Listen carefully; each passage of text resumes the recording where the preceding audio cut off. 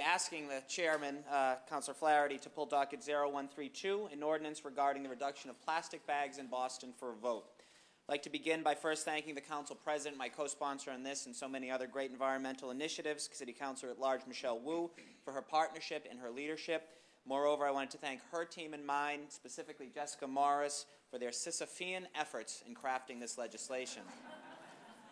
Next, I did want to thank the Chairman of Government Operations, Michael Flaherty, for his partnership and leadership in this. We would not get to this day but for his leadership. It's obviously a very complicated issue, a complex issue, and thank you, Mr. Chairman, for all of your steadfast work along the way.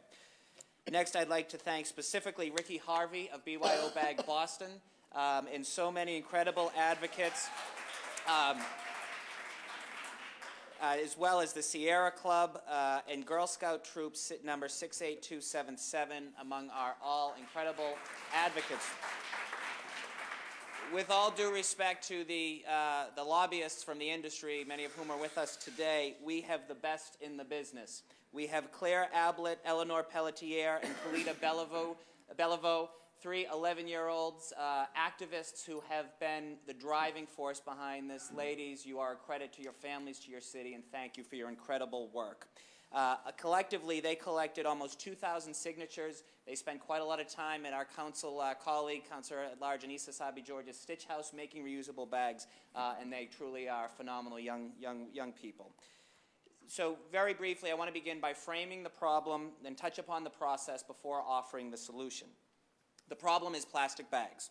I will readily admit that they can be convenient, but I would suggest that the convenience does not outweigh the cost, the significant cost associated with them.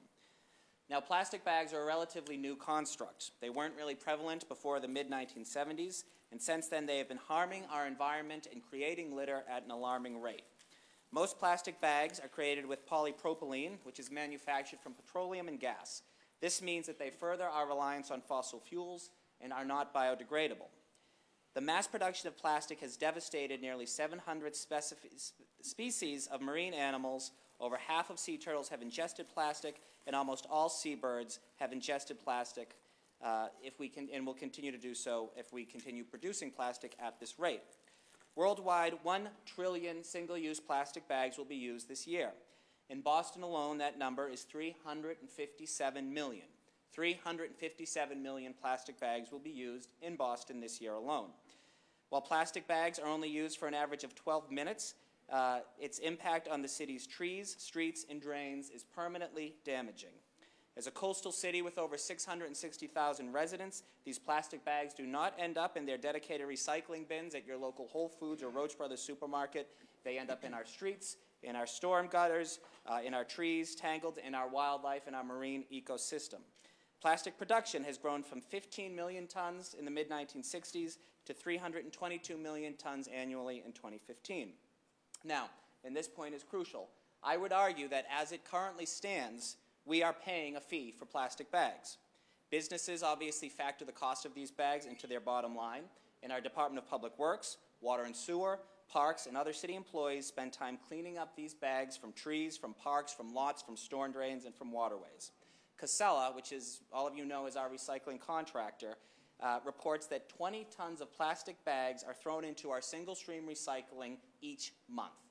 Think of how flimsy a bag is and think of that multiplied to the extent that 20 tons are in our recycling stream every month. They spend hours each day removing them from the equipment. We are paying for that indirectly as taxpayers. So the process on how we deal with this problem has been robust. On August 3rd of 2016, the Council President tasked me with creating a 90-day task force. We had our first meeting the next month on September 13 here in the Council chamber, here in the, I believe it was the Piemonte room. On October 4th, we had our second task force meeting in Rosendale at the Arnold Arboretum building. On October 6th, an online survey was made public. We made sure that it was translated in Spanish, Vietnamese, and Mandarin Chinese. We had well over 800 responses. And on October 25th of last year, we had our third task force meeting. Following month, on November 16th, we had a City Council briefing. Thank many of you for attending. And on December 13th, we had our City Council hearing. On January 13th of this year, the ordinance was refiled by the Council President and myself, and on March 27th, Chairman of Government Ops, Michael Flaherty, held a working session. We have researched this thoroughly. I've spoken to city councilors from Washington, D.C., from Seattle. We've met with city officials from throughout cities and towns throughout the Commonwealth and beyond. And most importantly, we made sure that opponents of this ordinance and lobbyists from the industry had a seat at the table. Simply put, this has been among the most ecumenical, open, and transparent processes that I've ever been a part of. So what have we learned through this process? More than 60 countries have implemented this ban, including Ireland, Kenya, China, France, Haiti, and Italy. Countless cities and towns throughout the United States have put something in place.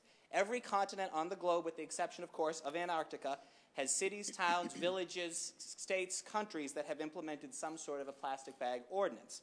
In the Commonwealth, in our state, 59 cities and towns have implemented a ban, including neighboring towns such as Brookline, Cambridge, Framingham, and Somerville. What are the results of these ordinances, of these bans, of these fees? In Seattle, they saw a 50% reduction in plastic bags and residential garbage.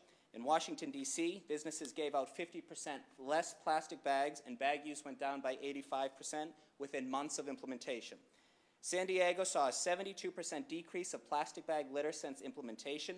And to put that figure in context, in 2010, plastic bags were about 10% of their trash of litter. Plastic bags represent about 10% of litter. Today, that figure is 1.5%. San Jose, California saw an 89% decrease of plastic bags in their storm drains, 60% decrease in their creeks, rivers, and lakes, and a 59% reduction on neighborhood streets. We have seen conclusively that these initiatives work. While we may not be the first to pass a bag ordinance, we can look to examples from around the world to see what works. Indeed, a key part of our research was figuring out what the successful strategies were and how we could prevent pratfalls. Because of that, I believe we've crafted one of the most successful and effective ordinances to date. Here's what this ordinance will do. The proposed ordinance would ban single-use plastic bags, add a 5-cent fee on paper bags with handle, those thicker 3-mil plastic bags, as well as compostable plastic bags. We recognize the fact that attaching a fee to anything is seldom popular, but the 5-cent figure is an amount that will both incentivize someone to bring a reusable bag without being too onerous. Additionally, as we have seen almost to an example, with every city or town and state, quite frankly, that has had industry folks and many businesses opposing these, once they've gone into implementation, you've seen the private sector really step up. You've seen individuals step up and offer reusable plastic bags. We're already doing it at the Elderly Commission here in Boston. That will continue. We also have this, if passed today and signed into law, this will have a 1-year sort of ramping up period. This won't go into effect until a year from now, so that will give us plenty of time to both work with the Boston Housing Authority, ABCD, Boston Center for Youth and Families, food banks, and farmers market to make sure that we can have intentional outreach to get this done. We can also encourage the mayor's EEOS to conduct a bag drive to provide a bag for each that is donated. We can work and we can do this well because we've seen it done well in other cities and towns. We have worked closely with our neighbors. We know what the recipe is, how we can do this, and the benefits cannot be challenged. Boston has historically exhibited leadership on a whole host of moral, cultural, intellectual, environmental, and economic issues. Next year, we'll be hosting the International Climate Change Summit, in which thousands of climate leaders from across the globe will travel here. Yet, Boston is one of the few major cities who has yet to implement something. We can change that now. For a very small change, we can make a great environmental impact. We can help combat climate change. We can help get rid of litter. We can help beautify every neighborhood in the city of Boston. Let's write the Boston Green Print. Ladies and gentlemen, I urge your support in this today. We can pass it. It's the right thing to do. It's good for the environment. It's good for the taxpayer. Let's make it happen. Thank you, Mr. Vice President.